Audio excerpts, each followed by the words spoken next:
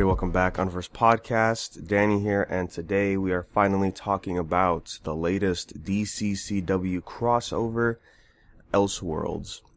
So, it's been a while. I've been meaning to do this review. It's just, I don't know. I just haven't really gone around to it.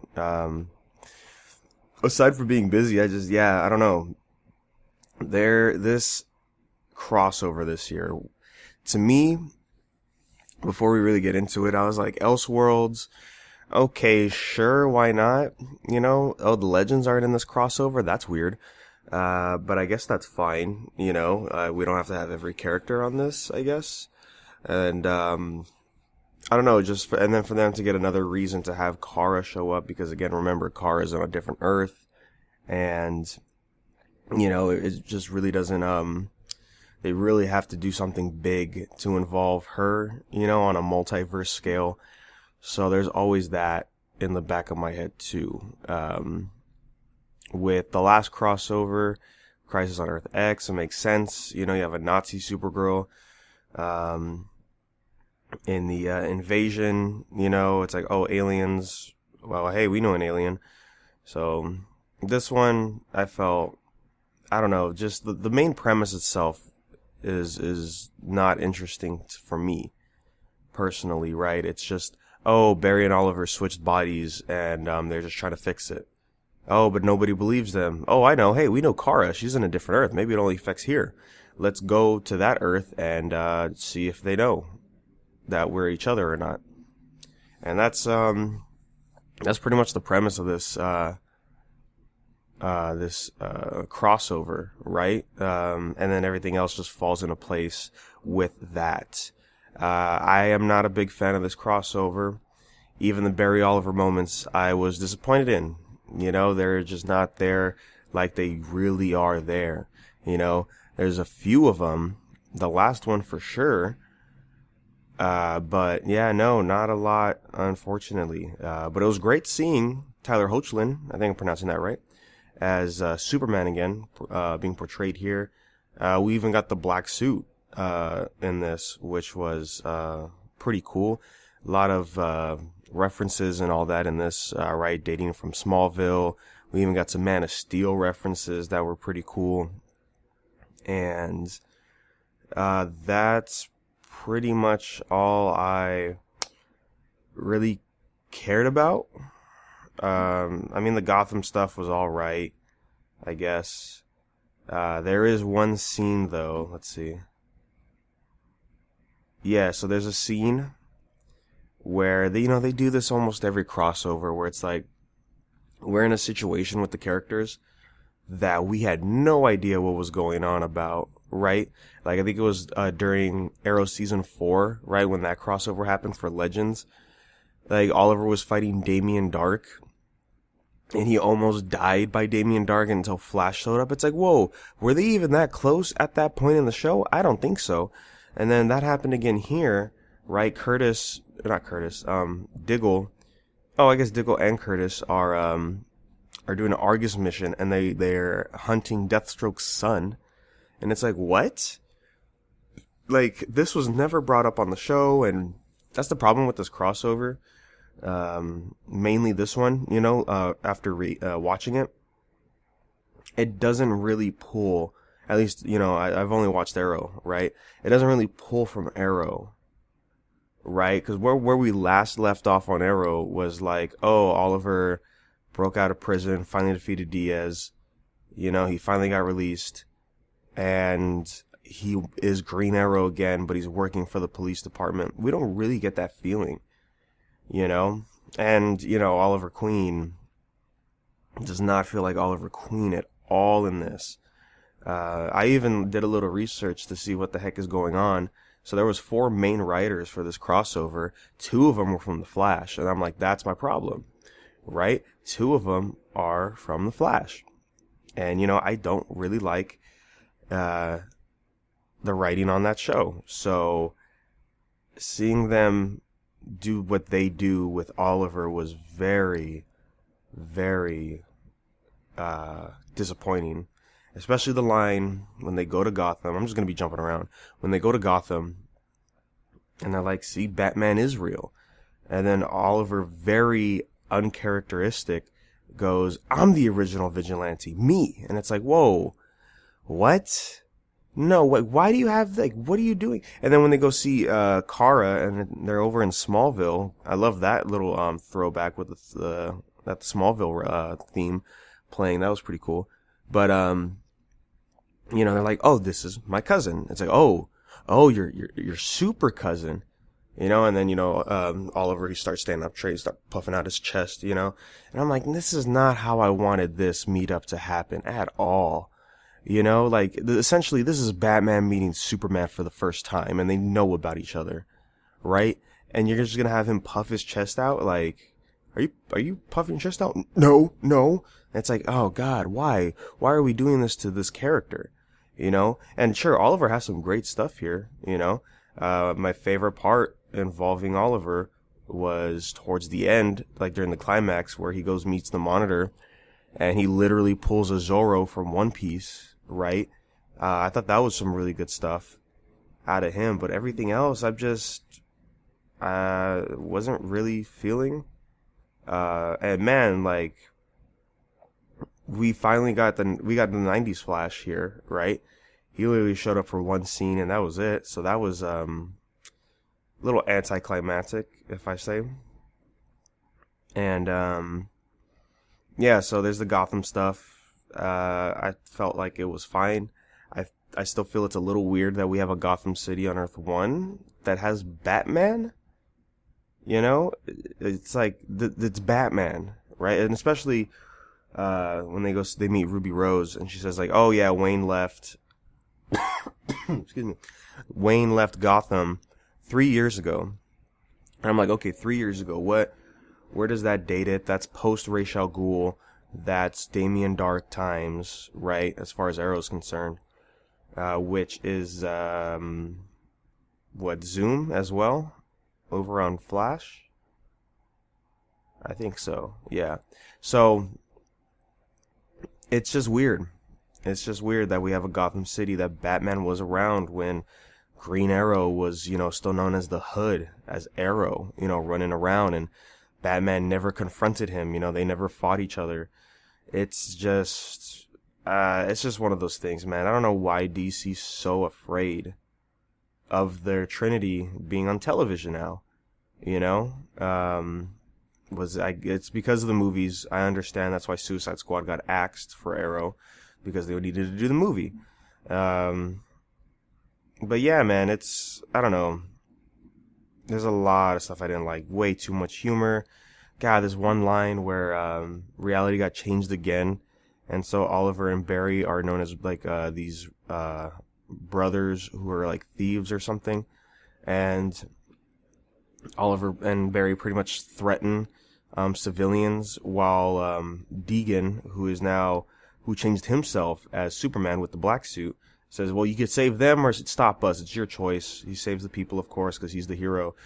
And then they escape, and Barry's just like, oh God, I've never really done anything bad before. Like, oh God, I'm getting sick. I might throw up. And it's like, what the heck? What are we talking about here? It's all very weird stuff. And then like, this is one of those crossovers again where it's just like, I mean, aside from not having the legends there, they're like, let's make sure everybody has some screen time at least. Meaning they're still on Earth 1, and when Deegan rewrote history or reality, and to create his Superman prison, that's very like Dawn of Justice feel. One of the agents, of course, is Alex Danvers, just because to give Kara a chance to escape or whatever. It's yeah, and especially at the end when the rest of the team from Supergirl just show up, right? Like Lois shows up, even though it's her debut, and then Brainiac and Jean show up, but they don't really do much, which sucks because I remember looking at the poster for Invasion. I'm like, yo, it's John Jones. Cool, he's gonna be here. He doesn't even do anything. He doesn't really do much here either. We get a Superman Christopher Reeve reference, right, where it's just like the plan is to slow time down by running at opposite speeds of the Earth rotation or whatever. And I was like, yeah, okay, yeah, sure, because that's how that works. Okay. And yeah, and Oliver's just there, trying to be Oliver, trying to be something. Stephen O. I mean, Stephen Amell, Grant Gustin, and them, they do great jobs, but just the writing is just bad, man. I'm not really feeling it. I mean, sure, and the Batwoman stuff was kind of cool. Some of it felt stiff with the choreography and her fighting, but other than that, like, I don't know. I mean, the cool part at the end was when Barry and Oliver are at the bar as tradition at the end of these crossovers. He gets a call, and it's from Ruby Rose as Batwoman, and she was just like, "Are we gonna have a problem with Deegan and his new inmate or whatever that he's talking to? He made a friend." And it's this character that's leading up to the next crossover, which they announced, which is Crisis of Infinite Earths is the next one. So this was pretty much just, hey guys, get ready for the next crossover. That one's going to be better. And it better be better, honestly. And after watching this crossover, I'm like, man, I really hope, this is the crossover where, like, this is the last time we're going to see Green Arrow, Oliver Queen anyways. That, like, I feel like he has to sacrifice himself next crossover, right? It's going to be the end of his road, right? This is his end game, in a sense, for Stephen Amell, starting this cinematic or television universe, similar to, RDJ over on Marvel. So, other than that, we get an explanation to why Superman will no longer be involved in Supergirl for a long time. I guess him and Lois went to Argo City to go visit the Kryptonians, and they got a little fooling around, and Lois got pregnant, so they're gonna go to Argo City while she's doing her pregnancy, and probably stay there a while. So cool, we're gonna see Superman with the kid. But it's one of those things where there's no time difference as far as I'm concerned with Argo City and National City over on Supergirl.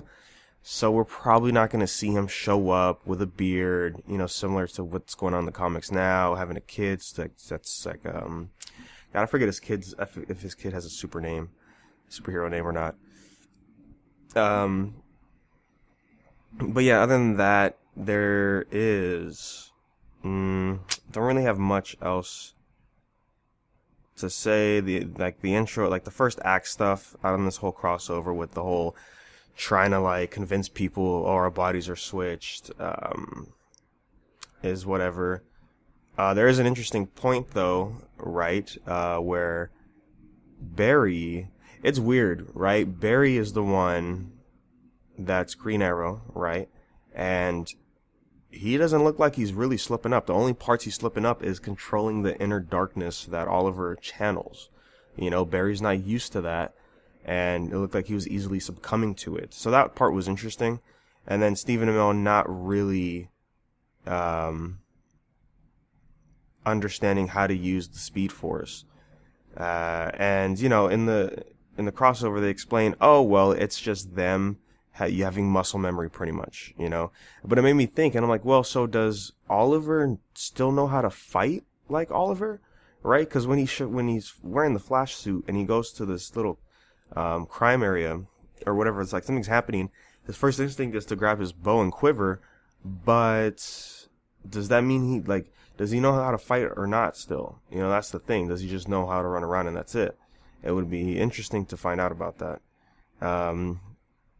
And here you could tell, again, like, you can't really feel what just happened on Arrow in this crossover. And then, when Barry's looking at his body, he sees all the scars and he sees the tattoos. And I look and I'm like, well, hold on, what? He has the tattoo that Constantine gave him back in season 4. That shouldn't be there, It's one of those continuity errors that they probably don't care about. So that's just, I don't know, one of the little things. And God, yeah, Stephen Amell just does not look good in the Flash suit. Flash suit just doesn't look good in general. Grant Gustin looks great though in the Arrow suit. That's cool. Well, and then again, I think everybody would look great in that Arrow suit. It's such a good suit. So that's pretty much my thoughts right now. We do got an email from the boy Mark, as always, for this. So let's see what he has to say. He says, what was your most laugh out loud moments from the crossover? Barry finally getting revenge on Oliver after 4 years from the first crossover, shooting him in the back. Yeah, they recreate that scene. I mean, that's my problem with the crossover was the humor. So I didn't enjoy the humor as much. You know, I know, Mark, you're a fan of Legends for its humor, but for me, that's not what I want when it comes to these, at least not in my face all the time. You know, I think another really good part of the crossover I forgot to mention was, essentially Barry and Oliver get hit with Scarecrow's gas, while they're in Arkham, and, they view each other as each other's, enemies, right? So it's interesting. So we see Oliver is seeing Reverse Flash, so he has to fight him, and then Barry is seeing Malcolm Merlyn, which, I mean, I guess it has to be him, right? Because it can't be Slade, because they've made amends. Ra's al Ghul, not really a significant presence. Damien Dark, yeah, right. I mean, Adrian Chase or Diaz could have been one. But they went with, like, the first villains that they fought, which is cool. And then, they talked again and they were like, wow, we didn't realize this and that about, how you fight. And, it's a nice scene, I think, because it reminds us, the audience, that, like, yeah, these crossovers are great, but, like, in the actual lore in this universe, yeah, Oliver and Barry don't really hang out all the time. They only see each other when they need to. So it's interesting to see them, this is how they get closer, pretty much, by going through all this. He says, his second laugh out loud moment was on the Arrow with Barry getting punched repeatedly for a whole 5 seconds. Oh, yeah, because he's still trying to get used to being the Green Arrow, yeah, and he gets beaten up, yeah. Okay, he says, 2, do you think they show enough of Batgirl to merit her own show? I like the chemistry between her and Supergirl, but it's so weird, the relationship, because wasn't it supposed to be Batman and Superman on Earth 38? They're talking about as if Batman and Superman are on Earth 1. Like, what the hell? Well, okay, hold on. What are you trying to say here? So, yeah, so Supergirl and Batgirl do have some sort of chemistry. Kara kind of makes direct contact. She's like, oh, cool, another female superhero, in a sense, right? And it's like, I guess, well, Batman would be on Earth 38, I guess, right? They've referenced him on Supergirl last season, I believe, season 3 or something. So it makes sense that Batman's over there, which is why I thought it was weird that we were getting Batman on Earth 1, So that was always weird. Did they show enough of her to merit her own show? No, I thought she was going to be in this crossover way more significantly. Especially because the first reveal for this crossover was a Batwoman logo announcing we're bringing Batwoman into the Arrowverse, which was a big deal. And it's like, she only was in, like, the middle section of this crossover. She didn't even help at the end. Not that she needed to or even could, right? Because, I mean, to be fair, at the end of the fight, they're rewriting reality, Deegan summoning these Amazo Sentinel knockoffs. And, what is she going to do? I mean, what is Green Arrow even going to do here, right? So there's kind of that back and forth with it. So, no, we didn't really get enough of her, which, I mean, I don't know. Last I heard, they ordered the pilot, or the pilot was filmed and, CW picked it up. So that will be dropping soon, and, we'll see where that goes.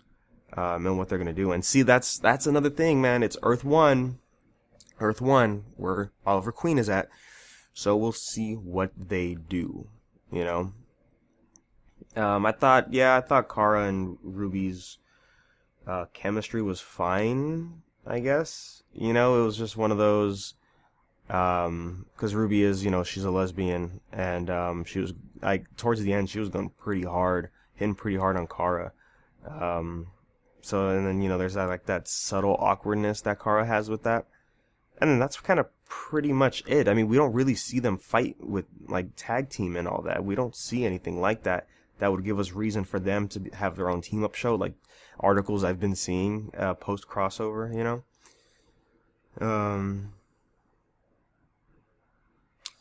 And he also says, anyone got pissed that once again Team Flash didn't believe Barry. This happened last year with no one believing him that DeVoe was the thinker. Getting tired of these themes of the entire team not trusting Barry pisses me off. Yeah, man. I actually watched a video recently called The Flash, Why Season 4 Failed. It's like half an hour. And he just breaks down what happened during Season 4, which is arguably the worst season, I think. And yeah, you know, he talks in there about just he's tired of the tropes, even the tropes that we like that's on the Flash. They're just being so overused that who cares, right? And I believe he brought up an interview that Grant Gustin did and how he was sort of frustrated at a certain point with all the unnecessary drama that they were writing into the show that he didn't really feel like was necessary. So there's also that part to it. I don't know. I think the Flash writers just really don't know what they want to do anymore. I don't know. I haven't watched this season at all. There's just nothing that motivates me to actually invest time into this new season of Flash.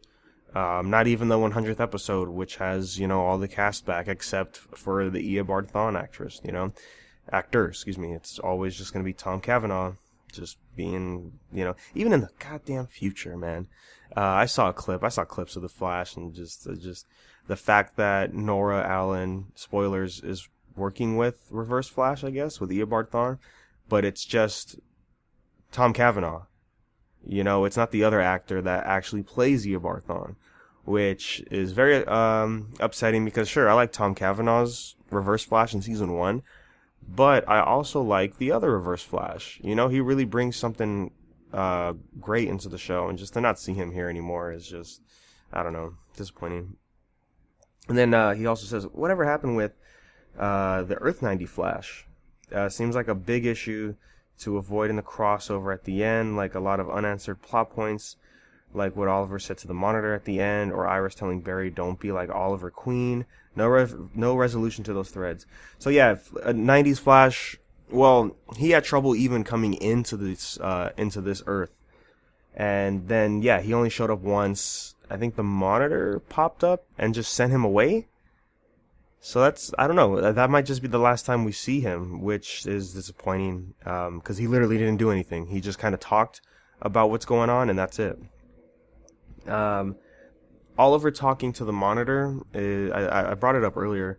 I really think it's literally just the Zorro moment in One Piece. If you look up Zorro, you know, talking to Kuma, you know, Bartholomew Kuma or whatever, over on Thriller Bark, where he was going to kill Luffy. Right, sorry to sidetrack, but he was going to kill Luffy, and then that's when Zorro showed up and gave this speech about how, like, no, Luffy needs to keep going on this journey. Like, I'll take the hits, I'll take the sacrifice, whatever it takes, you spare him, you know? That is what Oliver said to the Monitor, pretty much, you know? He's like, you said I passed, but what about, you know, Kara and Barry? You know, I think you need them, you don't need me. You know, they are actually good. You know, I'm not. You know, what can I do? Those are the true heroes. You know, they bring out the positive. You know, they're so energetic. You know, they never fall into their darkness like me. I'm not worth it. They are. You need to change reality. And, you know, that's when the Monitor's like, well, what would you have me do? And then, you know, it cuts off into towards the end. And I do think that is leading up to the Crisis of Infinite Earths, right? There's going to be a moment in the crossover. I think Barry's going to know when Oliver knows it's Oliver's time to sacrifice himself. So I think that's what that's leading to. And yeah, the whole Iris, like, yeah, you sound too much like Oliver Queen. Just don't become him.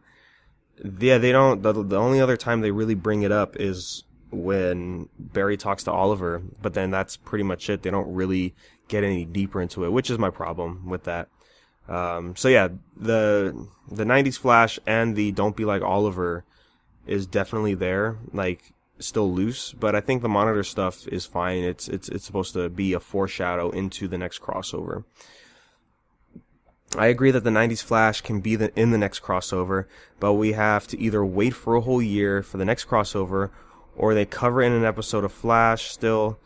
It's a critique that bothers me since they promote highly of 90s Flash, only to not mention him again after he's gone. So unless none of these shows get canceled, we have our next crossover event already, because unless Legends gets canceled this season, they might show up for the crossover next year. I'm pretty sure everybody's going to be in the next crossover, even, Black Lightning.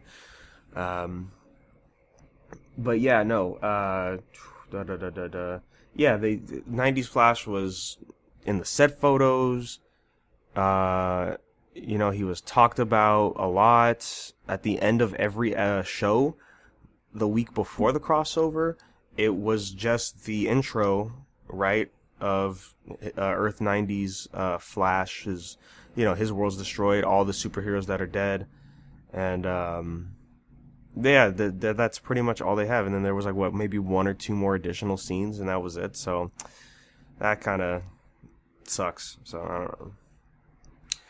That's all from me regarding the crossover. Oh yeah, Deathstroke's son. Wonder if Deathstroke is going to be pissed that Argus has his son. Seems they addressed the issue from last season of Supergirl of fans pissed why Superman wasn't in this season. To fix that, they write that he's going to move to Argo in space and have a family with Lois. Out of all the bullshit reasons to write a character out of a show, I'll buy this one, so people won't complain anymore on Supergirl, where's the Superman question. Yeah, I felt like that was fine. It makes the most sense, right? It's like, what was it? Was it season 3? No, I think it was season 4 of Flash, when Wally was like, you guys didn't even notice I was here, I'm gonna leave. And then when he came back, he was just like, yeah, I fought this tentacle monster, and I was on that Damage Control, I think it was, that canceled DC show about superhero insurance. But yeah, I'm fine with the whole, oh yeah, me and Lois, we're gonna go to Argo City, raise our child, so I leave the world in your hands, Kara. So maybe, I don't know, I'm not watching Supergirl. I actually saw the episode before the crossover, and I was like, yeah, no, I'm still not watching it. But yeah, maybe hopefully that affects the show. Hopefully some stuff in this crossover affects the shows. Because I'm not even sure what, I can't even check. Because this is recorded way after the crossover came out, and I just haven't checked to see if any episodes were even up after, if there was a mid-season or not. But yeah, I really hope next crossover is way better than what we got here. It's just, it felt disappointing. This is definitely the weakest, I think, out of all the crossovers. Earth X, I think, is still top tier, next to the Vandal Savage crossover, and then of course Invasion, and this one's down at the bottom. So sad to say, but it was only a matter of time for these things to, especially because I'm only watching one of the shows. Yeah, there's all that. So that is all I have to say today, guys. If you have any question, comments, concerns, what are your thoughts on this Elseworlds crossover? Would love to hear it. You can email us at unversedpodcast@gmail.com. And you can follow us on social media anywhere you go at Unversed Podcast. Stay updated on latest episodes and all that good stuff. Thank you for listening. And as always, we will talk to you next time.